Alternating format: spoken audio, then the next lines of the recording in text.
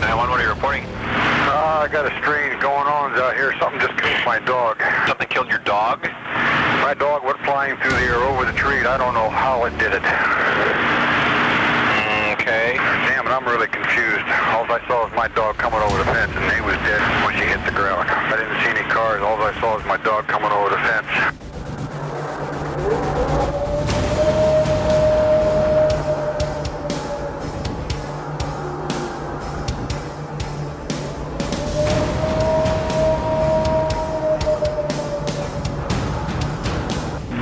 What are you reporting? We got someone or something crawling around out here.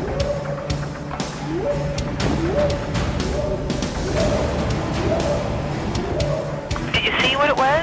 It was standing up. I'm out here looking through the window now and I don't see anything. I don't want to go outside. Jesus Christ, you better... Sir? Tia! Hello? Get somebody out here. What's going on now, sir? That son of a bitch is about 6'9", I don't know. Do you see him now, sir? Yes, I'm looking right at him. Uh-oh.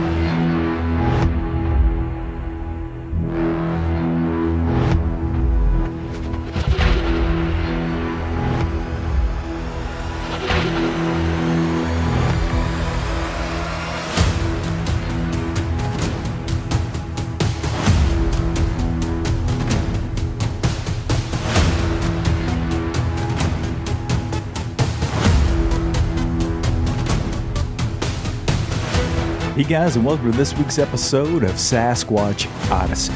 Thank you guys so much for taking time out of your schedule to be with us for the show. It is Friday. I hope you guys have had a great week. We've got an amazing guest lined up for you as always, but I want to start by inviting you.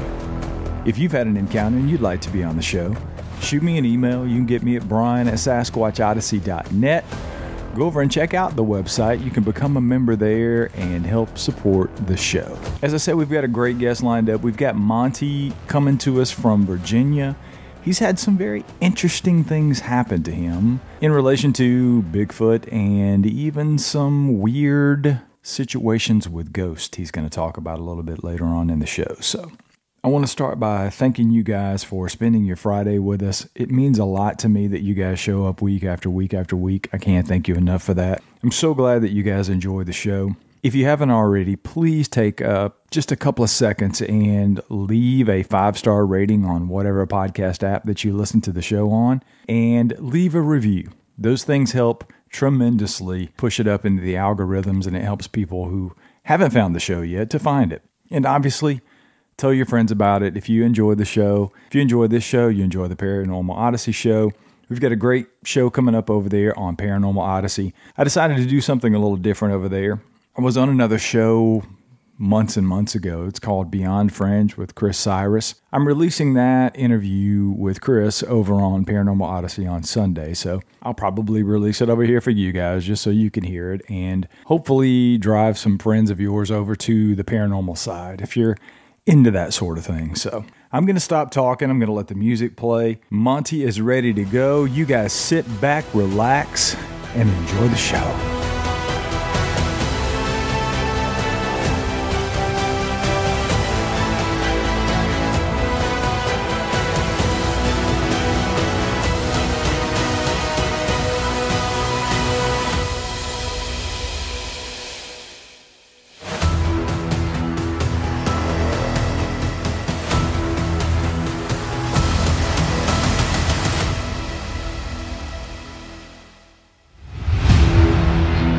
I want to welcome Monty to the show. He comes to us from Virginia. Welcome to the show, man.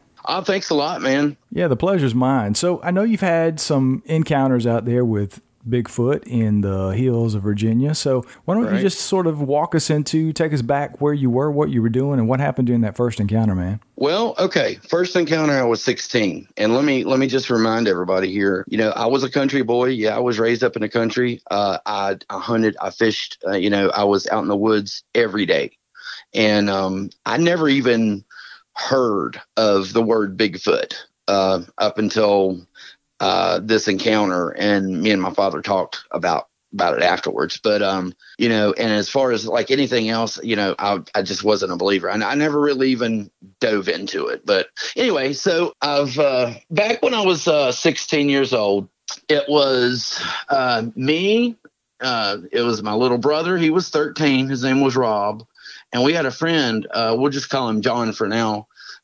He was a city boy. And he came to stay with us one weekend. And he was 1 year older than I was. We lived down a road called Hollow Road. If that tells you how far back in the country we were, you know. Our property was next to the last on the road. The last house property was owned by the Collinses, which was about 500 yards from our double wide. But directly behind our house was a small mountain, and it didn't really have a name, or at least I didn't know. I didn't think it did. I'd never heard anything about it. And it was about a 1.5 mile hike from our house to the top, and then it flattened out with a little clearing. It was about 10, 15 yards square maybe. And my little brother and I had been hiking up this spot for about 3 years. We called it the bald spot. That was just our kind of name for it. And anyway, I think it was about late August. It was still hot. I remember us hiking up there in the middle of the day, and the sweat was rolling off my face. So, and it was late July or August at least. And I remember Rob saying something about him being too chubby and hating to hike up there. But about mid-afternoon, we arrived up there to the bald spot, and it was me. Like I said, it was me and my brother, who was 13. I was 16, he was 13, and then John, he was 17. He was a year older. But anyway, we pitched our tents and just gathered some wood and did all the regular stuff that people do that, when they go camping. We was up there horse playing, and we had a huge growth, a very dense growth of white oak up there. And if you know anything about white oak,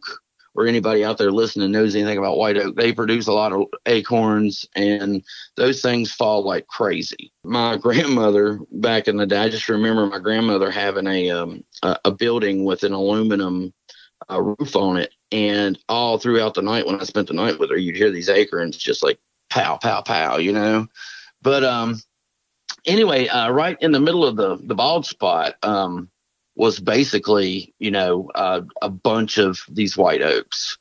And the reason why I'm mentioning that is because at the end of the night, right before we were getting ready to go to bed or whatever, we were just kind of all sitting around. And I remember specifically that I had 2 hot dogs on a stick.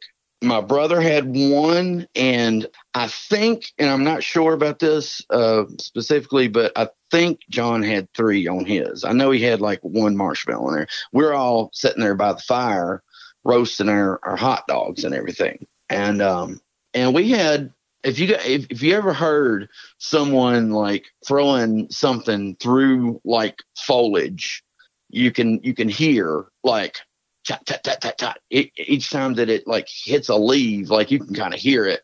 And the closer it gets, or the more farther away it gets, you can kind of tell, which direction, stuff like that, most of the time. And so I'm sitting there and everything. I put my hot dog down on my little stick, and the fire was dying down. So I was going to pick up some firewood, which was right beside of my tent. And so I stepped up, stood up, took about 3 or 4 steps towards that, and I heard what sounded like a freaking super acorn, like, coming through the trees, and it hit the fire, like it went in the fire. So like, I guess, there was no real way to really check to see if it was a real acorn or not. But I mean, that's just the way it was, me and John, John had been saying all day, man, what's that noise? What's that noise? He's from the city. So he wasn't, really used to all this, like the chittering and chattering and all the noise from the forest or whatever. When we got up there, some of the acorns started, coming down. He goes, oh, what's that? I was like, man, dude, it's just an acorn, man. It's no big deal, And but anyway, so back to the story. I bent down to get some firewood, and I heard one of those. It sounded like a massive acorn, though, and it kind of struck me a little odd. But I didn't really think about it, that much. it seems like our human brains tend to rationalize things, at least in my experiences, that, you know, if things kind of are weird or off a little bit, like it seems like my brain at least seems to basically like rationalize things immediately, you know. Like I knew for a fact that there wasn't anything out there or anyone out there throwing things at us. At least so I thought. But John said, well, what was that? You know, and we turned around, and I turned around and I was like, well, where'd it land? He said, well, it landed right there in the fire. And I said, well, it's probably an acorn, man. And my little brother, he kind of chuckled at him. He's like, yeah, man, old city boy, you know. And so I grabbed up I didn't put much thought into it, grabbed up some of the twigs and stuff that we were going to put on the fire. And I took about 2 steps towards the fire, and another something. Well, now this time it was a rock, because something like it went right past my ear. I'm talking about like probably like 1 to 2 feet at least. Like I heard it zoom right by my ear, went through the foliage, zoomed past my ear, and then it hit right beside the fire. And then when we all seen what it was, we all looked at each other and it was a rock. I'm talking about like probably twice the size of a golf ball.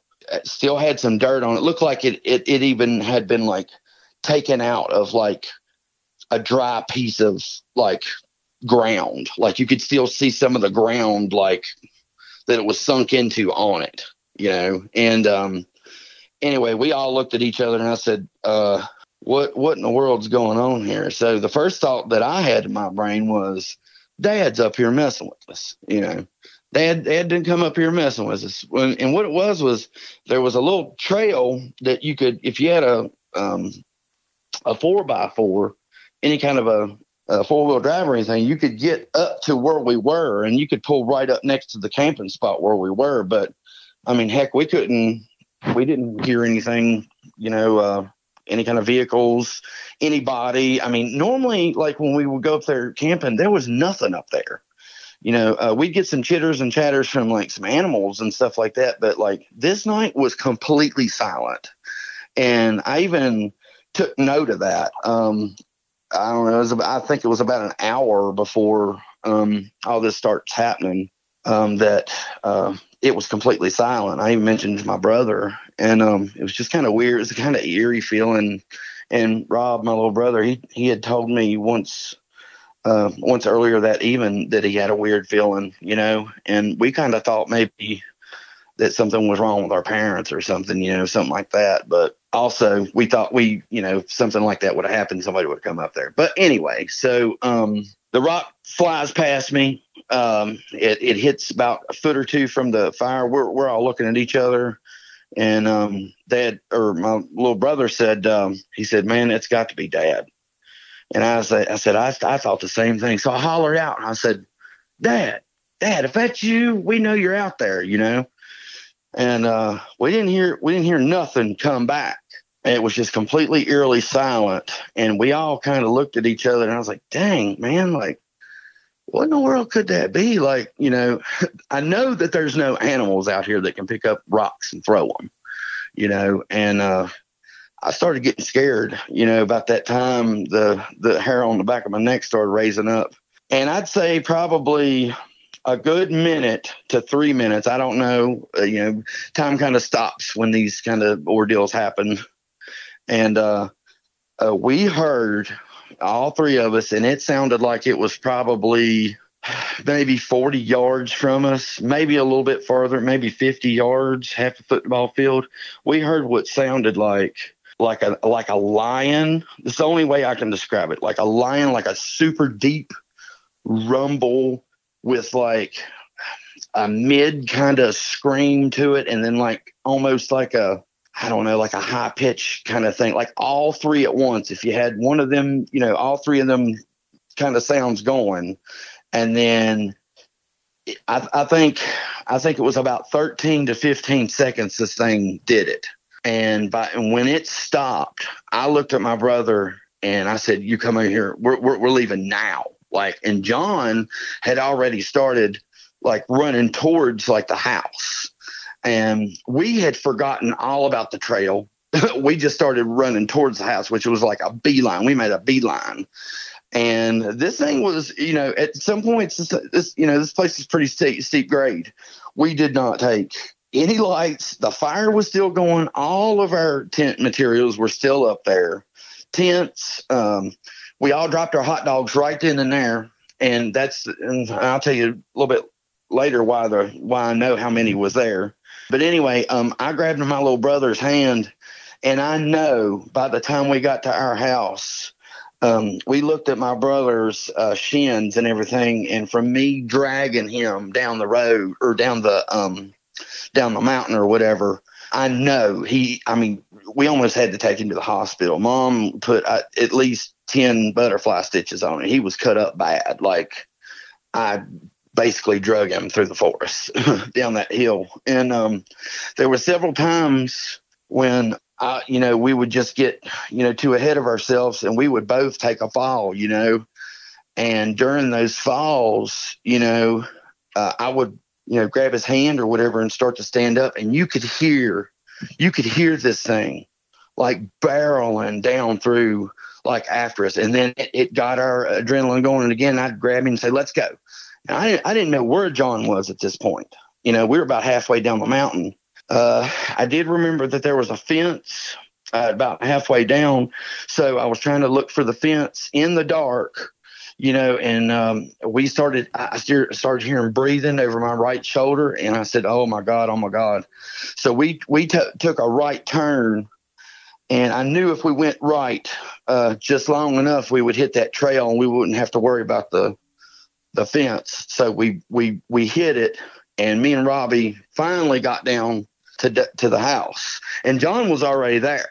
John he had just like picked up and left. Like, we didn't see him. I think took maybe a glimpse of him one time, and he was in front of us like that. I know that because, he got there before us or whatever. But the thing, and that's why I knew it wasn't John behind us. And this thing, you could hear it breathing. Like the footfall felt like people, when you cut down a tree and you're standing by that tree and that tree falls and you can feel that ground rumble, like that's what the ground felt like. Toom, toom, toom, behind us. And, I was out of breath and everything. Dad, we were screaming. I was like, Dad, come out here. We were out on the porch. Well, he came out there, and I said, we got to go in because the door was locked. So we all piled in the house real quick. And he's like, well, what in the world is going on with you guys?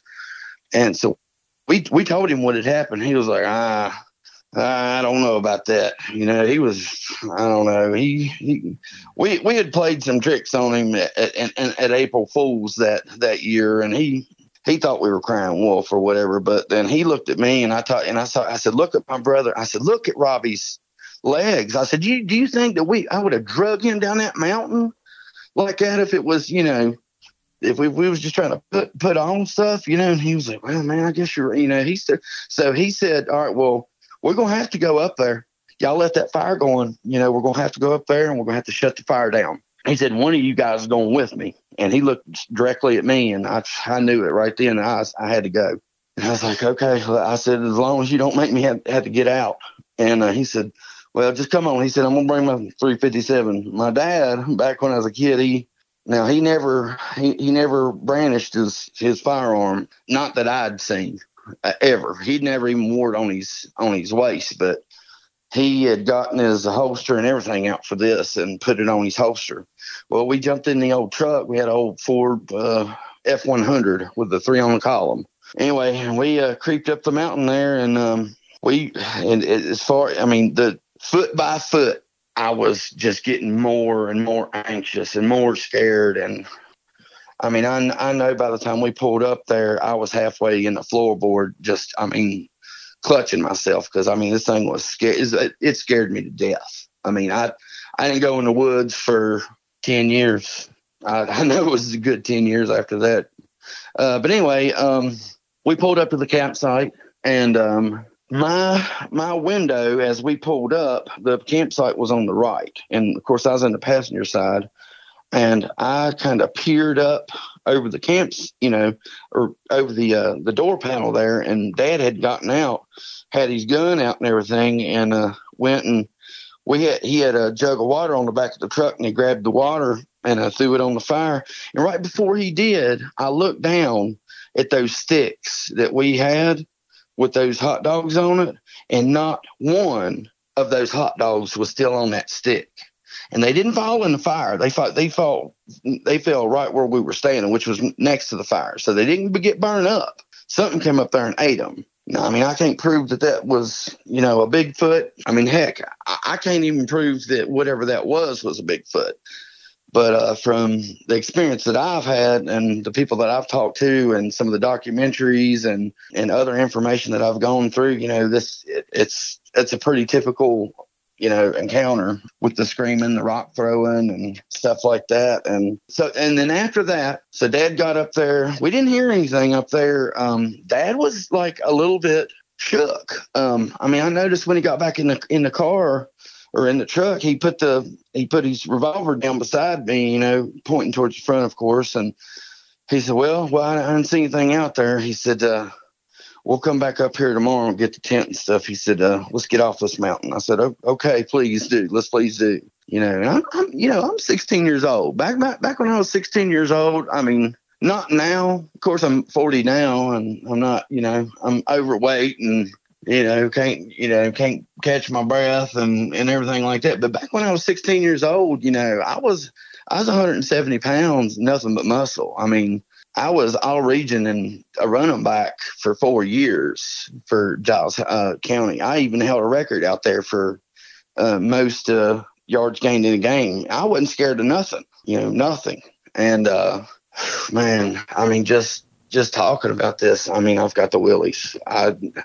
All day today, I've been anticipating this, and just went back and forth saying, I don't want to do it. I do want to do it, Well, I appreciate you coming on and telling it, man. And I know people who've never had an encounter like that don't realize what it's like that you actually go back to that moment when you're retelling your story and it's like you're there again. So, but I got a couple of questions. So, sure. When this thing was throwing rocks at you, I mean, clearly in the beginning you didn't really realize what was going on. I thought it was an acorn at first. Right. Was there a point where you realized that, oh shit, this thing's throwing a rock at me? Yes. The instant when I raised back up with those twigs and took that first step towards the fire again, when that thing whizzed by my ear about 2 feet, I knew it. There was just something in me told me, there ain't nothing out here that does that. When I seen that rock on the ground, that finalized it. There's nothing in the woods other than people or a Bigfoot have the ability to pick up something and throw it like that. Yeah. I want to go back to the sound that you heard. Okay. Clearly back then, Bigfoot wasn't on your radar. It's not something you believed in. So you'd been in the woods before. You'd heard other animals, right? All kinds of stuff. And you've listened to this show, and you've had other experiences with other shows and things, documentaries and whatnot. Have you heard anything that come close to that sound since you heard? Yes, I have. There was a sound. I think it was on the Sierra Sounds tape where they were. I think it was Ron Moorhead that came out with those tapes. And there was one there that was very similar. Now, not the samurai talk, all the jibber jabber stuff. There was one. I think it was later on. I think it was about an hour and a half worth of stuff. But if you get towards the end of it, you can hear one of these things just go "Roar," and just hold it forever. And that. And I heard another one on. I was watching Survivor Man Bigfoot. And I think, don't quote me on this, I think it was episode 6 where he actually heard that vocalization. And that right there came pretty close. Now, there's one more that I want to point out that it really, it sounded almost exact. I follow a guy on YouTube named Thinker Thunker. You probably heard of him. He does a lot of analytical things to Bigfoot videos and stuff like that. And he's super good. And there is a there's a vocalization that these people took. It was just like they were on the side of their farm, and I think the title of it was something like strange sounds coming out of the forest. And it was real super low. You couldn't really hear it from the original, but he got it out and like really, really enhanced it and everything. And I'm telling you what, it gave me chills. I told my girlfriend when we were watching it, and I said, "Oh my God, that's it. That was it right there." And it just creeped me out, man. I mean, for 2 days, I was just shaky, and I didn't want to look out the windows or anything. I can imagine, man. That's yeah. I've heard these things vocalize, and there's nothing that you can listen to really that does it justice. I've had Ron Moorhead on the show, and we played. That's the thing about Ron's tapes is a lot of people don't realize there's a lot more vocalizations and things going on in those tapes outside of the samurai chatter and the rapid fire. Oh yeah, that's all kinds of stuff. Yeah, that's the stuff that we sort of focused on when Ron was on the show, because it was more about the language and the morphine stream and the those kind of things. But there's a lot of those vocalizations in there, so it's interesting that you've heard it in a couple of different places, because that's the other thing that sort of fascinates me about these things is somebody in Louisiana can hear these things vocalize, and then you'll hear something that was recorded in Ohio. Like we've heard what sounds like the Ohio howl here on our property in North Carolina. It's just so eerie to hear those things, and it's like Pacific Northwest, and it's Midwest, and it's up north in Canada, and then you're down here in the South, and you hear the same thing. It's fascinating to me that the vocalizations are. I was going to say you're pretty close to where I'm at, right? You're in North Carolina, right? Yeah. Yeah. Cool. Yeah. Yeah. You guys aren't too far from me. Well, have you guys ever heard of Smith Mountain Lake? I have not. Well, Smith Mountain Lake's here comes my second encounter. So Smith Mountain Lake, my dad had gotten divorced a little past that first encounter. I think I was about 17, 18 years old. We moved with him to a little place called Newport, which was about 4 or 5 miles from Pembroke. We stayed there for about a year, and then he met this lady out in Salem, and we moved out there. And from there, we moved to Smith Mountain Lake. And my dad had always dreamed of like a house on the lake. He was a fisherman through and through. And that's kind of what he got. He got a property, but, it wasn't the property that he really wanted. But this property, and it's kind of funny, the house was actually painted, and it looked just like a gingerbread house. It was crazy looking, but anyway, we were living there. I was about, I'd say 25. Well, maybe a little bit younger. I can't remember exactly how old I was. I do know that I was in my early 20s. I might have been about 21 because my brother was still in high school. That's what it was. Yeah, I was about 21 years old. Now I hadn't thought about this. My brain had blocked this out apparently until me and you spoke the first time about this encounter stuff. And you was like, well, have you had any other encounters? And the first time I think we spoke, I was like, well, I don't think so.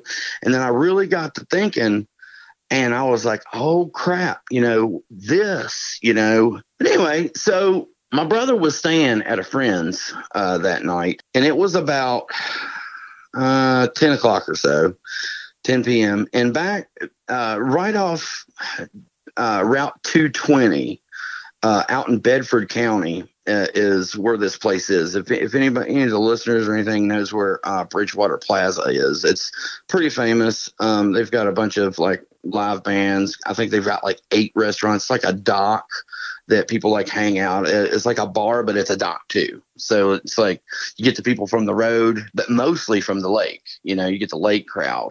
And we lived probably about 2 or 3 miles from that. It was a huge bridge. You had to get to it or whatever. But if you're going from Bridgewater Plaza and you're going towards Bedford City, you go about 3 miles and you come to a road called Snug Harbor Road. You take a right, and it's basically like a little maze of properties.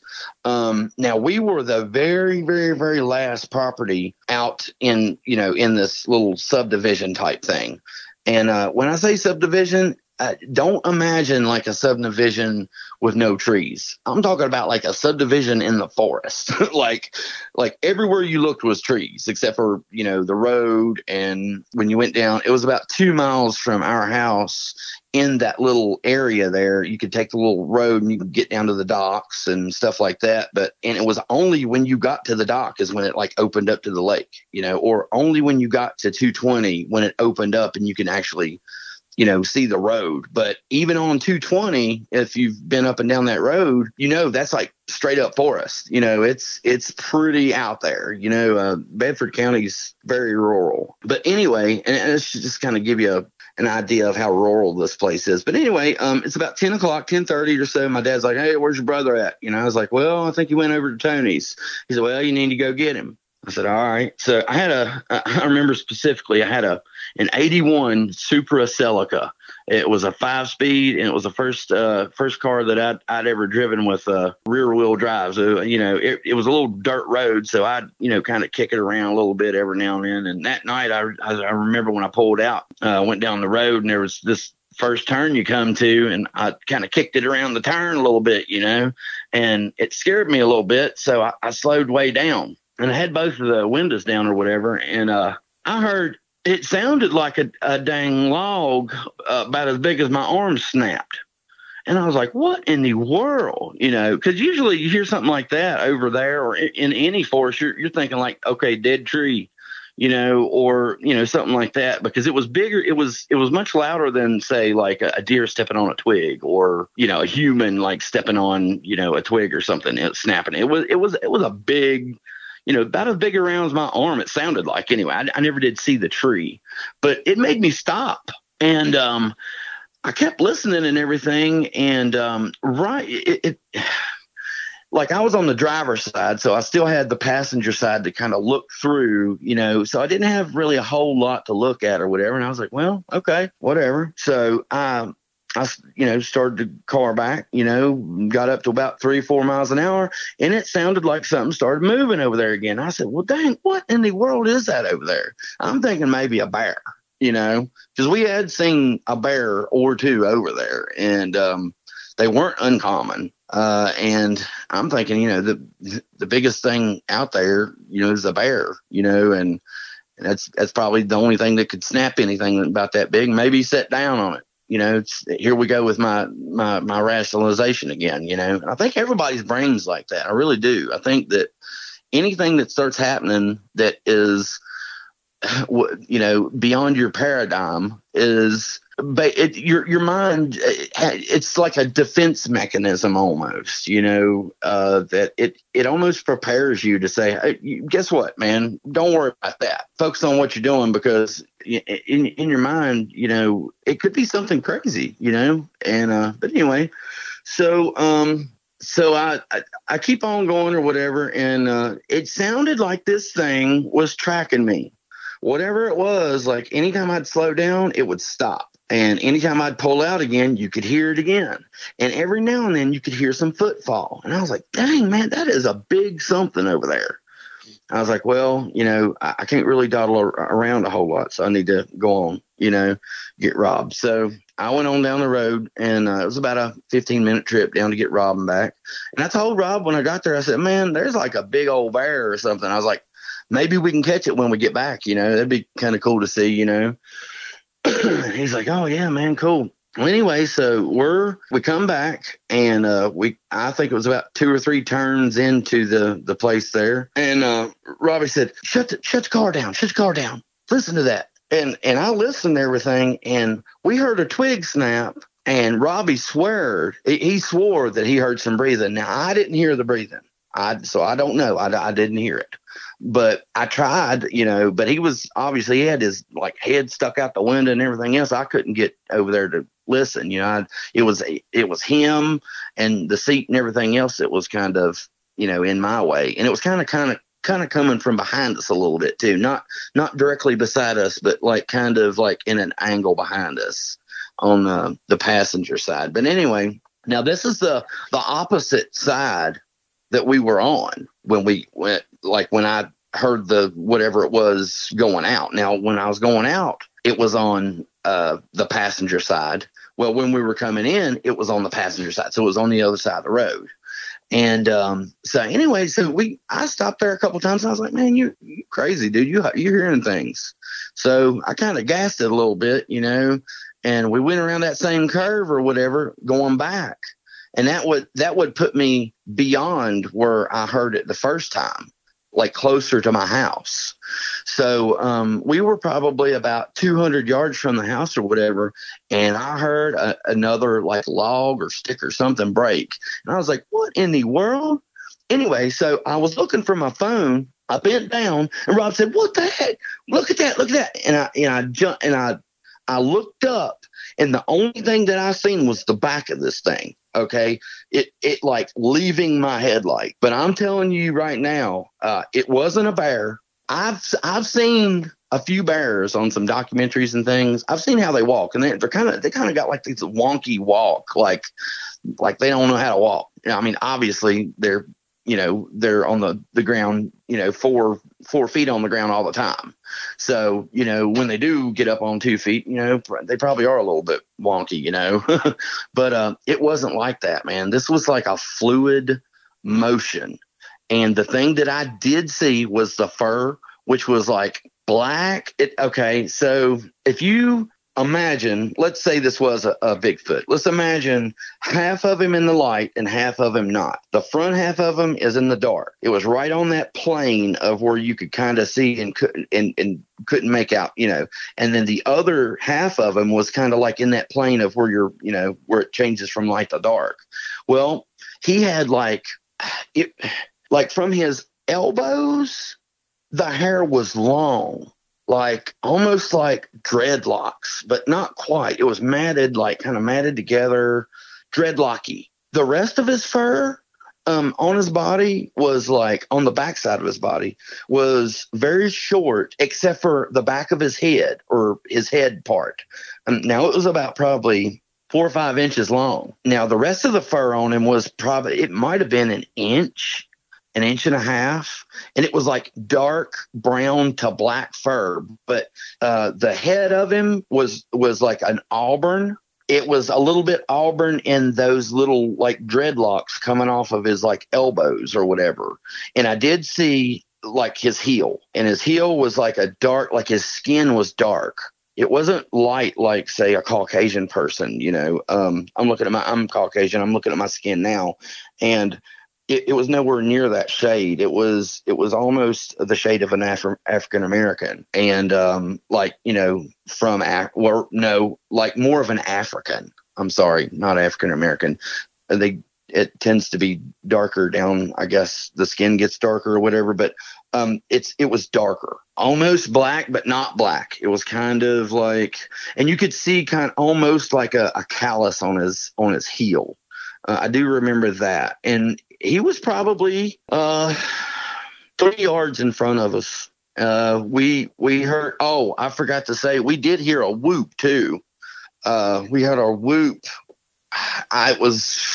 I don't know, probably 15, 20 seconds before this critter went across the road, and it sounded like this. It went whoop. And Rob looked at me and was like, what in the world? And I was like, man, I'm getting my camera. And that's when I started digging from the camera. And Rob was like, look at that, man, look at that. Well, Rob claims to see he claimed to see the whole thing. And the way he described it is the thing kind of almost glanced at him or at us, like as it was crossing. And Rob said it took him one step to go from the edge of the road and to the middle of the road. And then the last step was the one that I caught, going from the middle of the road to the side of the road where he vanished. But I mean, you could still see the silhouette, obviously. I just couldn't see any details or anything, but I'm telling you what, this thing was huge. I'm not talking about like bear big.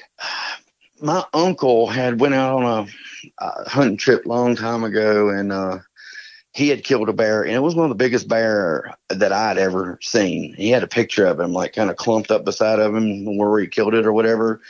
And I mean, this thing dwarfed that bear like it was nothing. Like I'm talking about, if you look at your ceiling in your apartment or your house, most ceilings are about what, 10 feet, 9 feet, something like that. That's how tall this thing was. I mean, but he was hunched. He was kind of hunched over, so it didn't make him completely 10 feet. If he would have raised up, been 10 feet tall at least.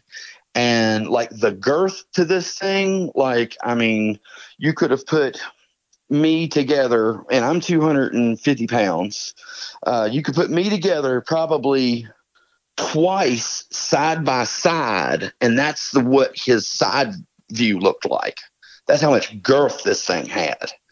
And we were just sitting there. We were just sitting there in awe with our jaws dropped and listening to this thing tear through the woods. And I rolled my window up real quick, and we tore to the house. And as soon as we got there, I mean, I looked at Robbie and I said, "What in the world was that, man?" And all of a sudden this smell hit us, dude.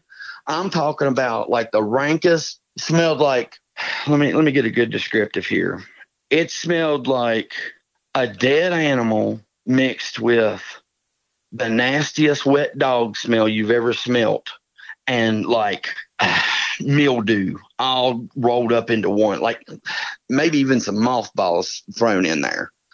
But it was stink, and it was all through the air at the house.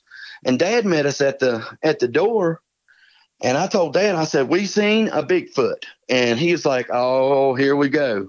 You know, and the smell hit him, and he said, "Boys, what is that smell?" He said, "Y'all smell that?" And I said, "Yes." Yes. I told Rob I thought it was like a skunk or something, like a dead skunk. And he said, he said, "Y'all get in the house." And we got in the house, and we sat there and told Dad about what happened to us. And now this time Dad listened. He said that he had a similar experience. Now, my dad was an avid hunter and an avid fisherman. Now he's dead and gone now, so you know, all you have for me is a secondhand count. But years later, when he's about 3 days from dying, I was there at his house with him, and he told me and Robbie a story about how he had went hunting and seen a white Bigfoot. Now, I don't know if any of this is true. You know, this, again, it's a secondhand account. But he said he had a tree stand, and it was out in Eggleston, which was about probably 8 or 10 miles from Pembroke. But it was out in the boonies, you know, and he had a buddy out there that owned some property that always let him come out there and hunt. And he was up in a tree stand, and he said that one come up under his tree stand and almost hit his head on the tree stand. He said he was sitting there scared that he was going to hit his head on it. He was so tall. He said that he thought he was sitting there dreaming. And he said after a few minutes of him the Bigfoot kind of walking around and stuff or whatever, he kind of went out of sight. He went into these bushes or whatever. And Dad said he quietly got his gun and quietly as he could crawled down that tree and ran to his truck. And he said that was about when we were about 8 years old.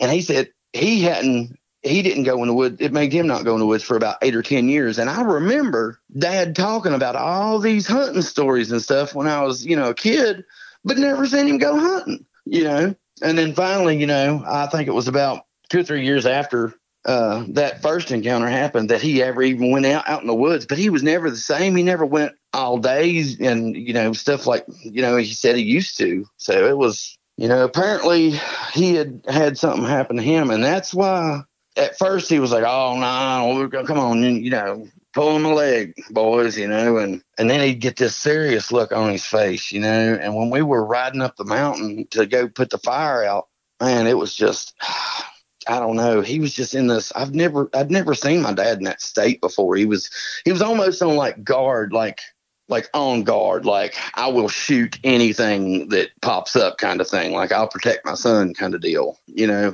but, just the fact that he wanted to leave the tent and everything. When you were telling the story earlier. We left it up there for 2 weeks, dude. Yeah, it seems like that leads credence to the fact that he had an experience in the past because, if he thought you guys were just bullshitting, he would have said, "Let's go, let's get your stuff." But to leave it up there for 2 weeks, clearly. Yeah. And one of the tents, when we went up there, one of the tents were gone. I'm talking about gone. There was a couple, you know how those tent poles or whatever kind of stick together. It's got like that string in the middle. So like, you know, you can't pull them apart, but so much, you know. Right. We found one, and it was about 150 yards from the bald spot, but it was going the opposite direction from where we lived. And we looked around and everything for the tent, and we couldn't find nothing. That's the only thing we found was one pole, but it was still stuck together with the string, you know. But it was it looked like it had gotten caught, like if somebody would like had grabbed the tent up, and one of those things was like kind of hanging out, and you were kind of dragging it on the ground. It was caught up in between these two branches of this dead tree that was laying there. You know what I mean? Like kind of like a choke point or whatever. Right. And we kind of had to pull it out there, and it kind of looked like somebody. I mean, I'm just kind of speculating on the dragon thing, but I mean that's kind of what it felt like. You know, if I was dragging a tent with a pole, that's probably what would have happened. But we looked around probably a good 200, 300 yard radius. You know, it was me, Rob, a couple of guys from high school, you know, up there being fearless again, you know, but not me. I wasn't. Man, them guys are jumping around and everything. I was like, man, I don't want to be up here. Let's get this shit and go.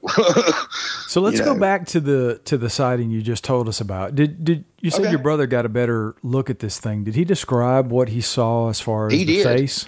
He said that the face looked not.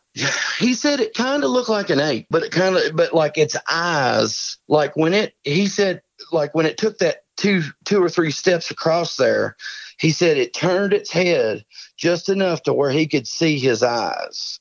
And he said that it scared him because it was like it was a human's eyes. But he said that it had a little bit of hair on its face. The hair on its face was about maybe an inch long or so, and it was reddish, kind of auburn, like on the back of his head. He did say it was kind of a cone shape, but kind of not. He said it looked like a pointy head, is what he told me. Of course, he was, 16, 17 years old back then. And he also said that when he was describing it to me and Dad, he said that there was also hair on his crotch, and he could see his penis. You know what I mean? Like I've never heard of a Bigfoot encounter where that's like, that's a big detail or anything. But Rob said that he'd seen his penis. I've heard those stories in the past. Crazy. Yeah, man. You'd be surprised how many people have sightings of these things crossing over the road. So yeah. It's.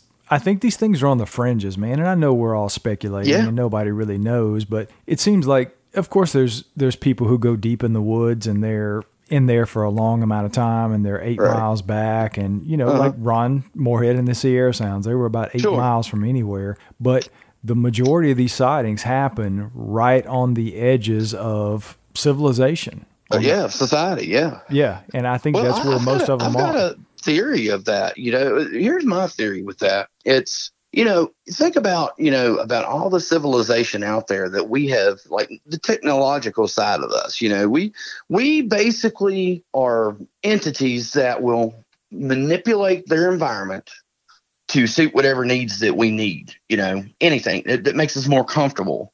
And these, on the opposite, end of the spectrum, you got Bigfoot and Sasquatch, they're masters of their environment. They make their environment work for them.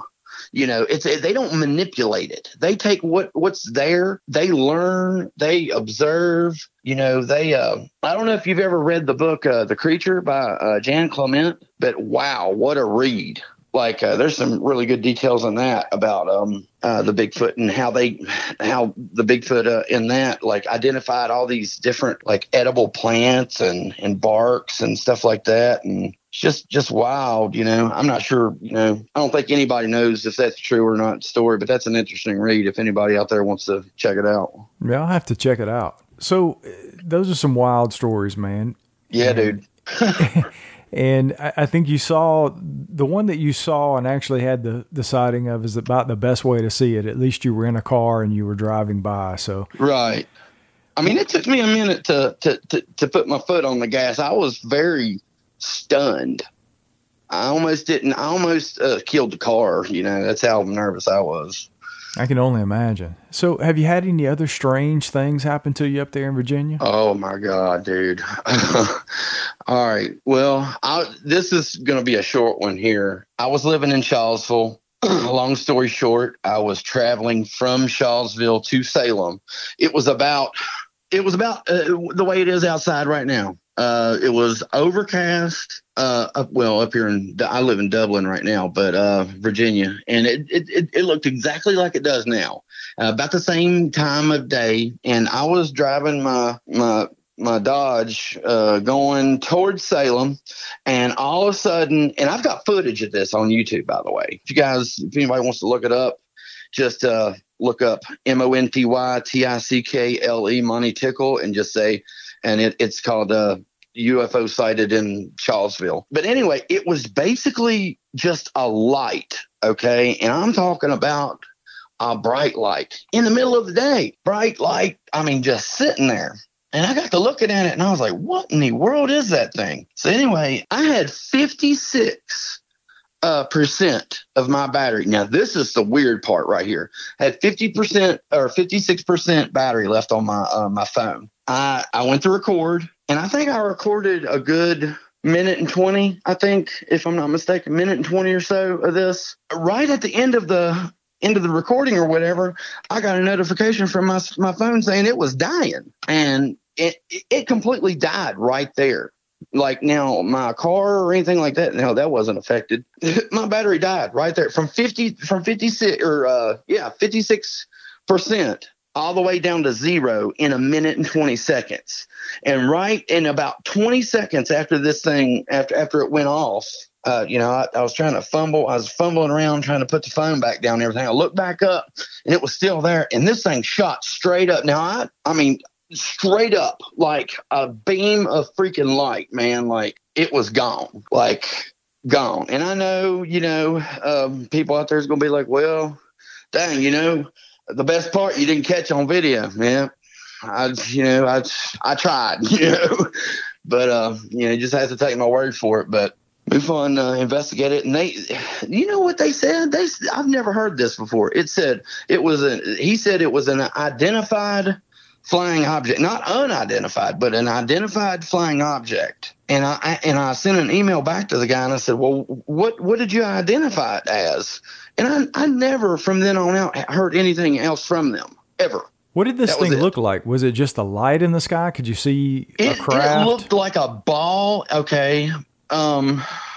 Let's see. Okay. If you cut the tip off of a lightsaber from Star Wars and made it a ball, it was white light like that. You can see it on the footage. It's just like a super, super bright light, and you can't see any like blinking lights or marker lights like normal aircraft. And there was no sound. I don't know exactly how far away it was from me, but just because of, like, I mean, if you look up in the sky and it's just light, like that's hard to judge. Now, if it's like a surface or something that you can see, you can almost predict how far it is, but it was just a light. It could have been 100 feet up there, but it was a little farther than that. I probably could have judged it at least 500 feet, but could have been farther. But it was a ball of light, and it just sit there. It didn't go any direction, or the other. You can kind of see in the footage where I was kind of fumbling around a little bit, but I was driving. I didn't have anybody else to film, and we had some heavy traffic there, so I had to get what I could. And but no, it just kind of, like, after my phone died, I was like, man, what in the world is going on? I thought maybe my battery had gone bad. Because back then, 2010, 2012 or whatever, cell phone batteries wasn't that great. And I do remember some of mine, like in my phone, like swelling up, and then you had to go get a battery replacement.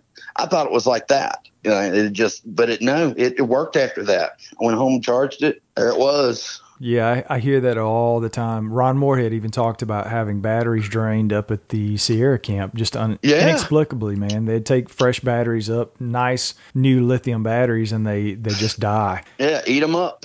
It's interesting to me that MUFON came back and said that it was an identified object. I've never heard of that without any explanation. That's quite interesting. It's weird, man. Like I said, I replied back and everything, asking what it was, and they never said anything. But the last thing I want to talk to you about, man, if we got any time left. Sure. Do we have any time? Absolutely. Awesome. Okay. So, I've had a couple Bigfoot encounters, possibly the first one, definitely the second one. Had UFO over Shawsville. I had some strange lights over here at nighttime. Now I couldn't judge it. It was just some lights, but I didn't see any marker lights, and there was no noise. I did get a little bit of footage of it, and it flew over our tree in the. It could have been a drone, but I don't know what it was. I mean, it looked pretty far up there, and it was doing some crazy stuff. But I got it on footage, but the real crazy stuff is this. Okay, I never have believed in ghosts or anything. I mean, I've started to. My girlfriend tries to get me into these ghost things, and she's very sensitive to that part of thing, part of life or whatever. I mean, I've always been like, if I can't see it, touch it, feel it, smell it, taste it, it ain't there. I'm a realist when it comes to that, and I was sitting in my room here about a month and a half ago, and I got footage of everything I'm getting ready to tell you about. Video footage. The only people here from 2 p.m. till 10:30 at night is me and my stepson, which is 5 years old. He's also autistic, so he's very attuned to certain things. Very obsessive when it comes to even other things, and it's great, man. He knows 30 dinosaurs names. I mean, I couldn't say 30 dinosaurs names. He can say them all at 5. But anyway, it's just me and him. I'm sitting on the bed, and if you can imagine, I live in an apartment, and I live in the back master bedroom, and off to the left, diagonally, right before you go through the door, there's this little wooden hutch that my girlfriend my fiance, has collected those Funko Pops. Have you seen those things? Funko Pops? I have. You know what I'm talking about? Yep.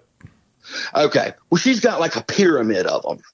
And right on top of it is the doll from Maleficent, right? Whether that has anything to do with anything or not, I don't know. But I'm sitting there, and we got a couple cats. We got 3 cats. And I heard some scratching or some kind of noise coming from that little pile or whatever. And I looked over there, and I was like, well, what in the world? Must be a cat or something behind there, because the cats has been known to get behind there. Well, the door was closed. So I went over there, checked it out. No cat. And I'm like, okay, maybe there's a mouse in the wall. Here we go with my brain rationalizing things again. Well, so I'm sitting there. I just go back and sit down and start watching TV again. And not 30, 45 seconds later, that Maleficent doll, which is the very peak of the pyramid, gets pushed over off of the pyramid into the floor. And I'm thinking to myself, what in the hell is going on here? I'm like, okay, something had to have happened. So I went back, I investigated again. There's no cats. Adrian's in his room, this is my 5-year-old, which is across the hall and down the hall with his door shut. He's watching TV, and my door's shut. So there's nobody in there, So I got the video recorder out, and I said, okay, let's see if this will happen again. So I'm sitting there and everything. I'm kind of explaining what's going on to whoever's watching, whoever will watch it. I'm like, okay, this is what happened the first time, blah, blah, blah. And as I'm saying it and I'm filming that little thing, it gets pushed off again. So I'm sitting there, I'm shaking at this point. And Adrian comes in the room, and he said, Monty, are you okay? And I said, buddy, I'm scared. I said, this is, I told him what happened. He said, oh, that must be a ghost. And, and I'm to a 5-year-old, he's just like, oh, Casper, sorry, I'm skipping too far. Anyway, the next thing happened. He's standing there talking to me, and I still got the thing running, still explaining. And there it goes again. It gets pushed out. It gets slammed this time. Like it looked like somebody took their left hand and like smacked it across, and it hit my door and bounced off of it and fell on the floor. And Adrian seen at that time, and I said, oh, God, here we go. This is getting just nuts, right? So I'm getting Adrian to tell what's going on to the camera, you know? And I'm like, ain't nobody going to believe this, you know? So I got even the 5-year-old. I said, what did you see? And he said, well, I seen the toy, and it got pushed off by itself, you know? He was amazed. Well, so I shut the camera off, and I'm like, holy shit, man, I got to call my wife, you know, my fiance. So I called her and told her and everything. She's like, all right, just calm down. She said, just get Adrian in your room and just kind of keep him close. You know, I don't want something happening in his room, you know, something hurt him or something. Well, anyway, so he's in my room. 15, 20 minutes later, we hear something in the living room. So automatically he runs out before me. And as you come into my living room from the hallway here, it's like a foot to your left is the wall, the back wall to the that separates the kitchen from the living room, and then to my right diagonally, it opens up into like a 20 by 20 living room, and I have a printer that's kind of sitting about at a 45-degree angle. Well, he goes by the printer. And there's some paper sitting on the printer, and he comes back past the printer and I don't know, about 3 or 4 feet past it and stops. Enough time to where it's not like air or anything like coming off of him. And it looks like somebody put their hand on those papers and just like slung them everywhere. And they went everywhere in the floor. And I said, Adrian, get over here. And he got over there real quick. And I said, man, I don't know what's going on. So I went over, I took the camera over, I looked at it and everything, picked it up, straightened it back out and put it back on the printer. And I was like, okay, well, that's like the 4th occurrence has happened. So I go back in my room. And I've got Adrian hugged up beside of me at this point. I'm scared out of my jeans. And we hear some knocking and stuff going on in the living room again. I said, oh, God, please just stay in here, dude. So I got him to stay in the room. And I came to the edge of the threshold of where the hallway, you know, kind of comes into where you can go to the kitchen or the living room. And I stayed behind the wall and had my phone kind of like, you know, recording or whatever. And I looked around and I couldn't see anything. And then I heard the noise. It was coming all the way from the right near the front door. And I looked down, and my grandmother, which has passed away, had given this umbrella to my mom. And one day we were over there 6 months ago or so. And she said, oh, you guys don't have an umbrella? Here you go. It was Mama's. Take care of it. And I said, okay, we did. But this thing was like levitating. I've got footage of it. I'm talking about, okay, like if you were to pick the top of the umbrella and kind of like as the bottom sat down on the ground and picked it up like at a 45-degree angle and then dropped it and then picked it up and then dropped it. That's what it was doing. And I got 3 or 4 times of it doing that. And the last time it came straight up and knocked down really hard, and it scared me so bad. I shut the phone off. Me and Adrian went into the bedroom and did not come out until my fiance came home. That was it. I can imagine, man. Had you guys had anything like that happen before or since then? Yes, that's what I was getting ready to say. Before I moved here, it was just Hannah, which is my fiance, and her brother Bobby. Well, Hannah and Bobby kind of just lived here by themselves or whatever. And every now and then they said that they could hear, it sounded like people running on the roof, you know, and we have like a duplex apartment. So, you know, if there's sounds or something coming out of the apartment next to us or whatever, you can hear it through the wall. But I'm talking about like sounds like in the living room, which is on the opposite end of the duplex part of it. And like she said, it sounded like children running because it wasn't like a doom, doom, doom, doom. It was, you know, almost like she said like a toddler or something. And I was like, you know, whatever, man. Yeah. I kind of was like, okay, yeah, I believe you because, you know, I love her. She's my girlfriend and everything. And I wanted to support her. But like in the back of my mind, I was like, yeah, okay. But then I'd say probably a month after I've been here, I heard it. And it woke me up out of my sleep. And I woke her up and I said, is that sound you were talking about? She was like, oh, God, it's back. It's doing it again. And it probably did it for about 10, 15 seconds. It was like, and it would stop. and then it would go whoop, closer to us, and it would stop. And then it kind of sounded like it jumped, you know, or dropped something, it just sounded like children were playing on top of our roof. And then, and I can't say this for sure, but my brother, future be brother-in-law Bobby, the guy I was just talking about, he was he used to come in here and be just bad habits of leaving the cabinets and stuff open, right?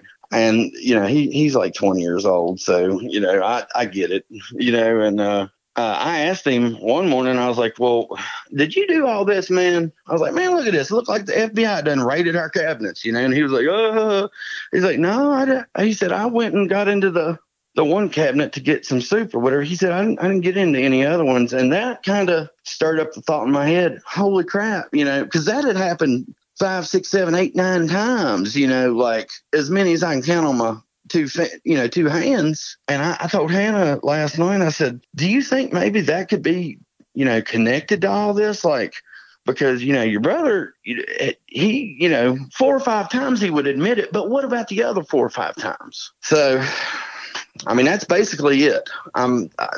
That's about everything.